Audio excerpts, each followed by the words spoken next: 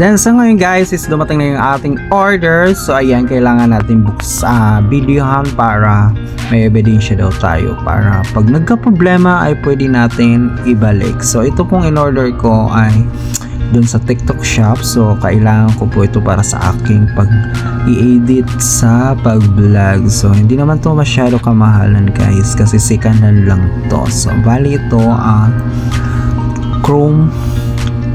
Chrome netbook ba tawag dito, parang laptop na rin siya. So ayan, so medyo may gasgas siya sa likod kasi nga second hand siya guys. So trinay ko na dito siyang buksan. So ayan, may mga nakasulat dyan na sabi ganito ganyan pag lobat is kaya pag di nag-open ay kailangan i-charge. So ayan, so ito yung kanyang charger.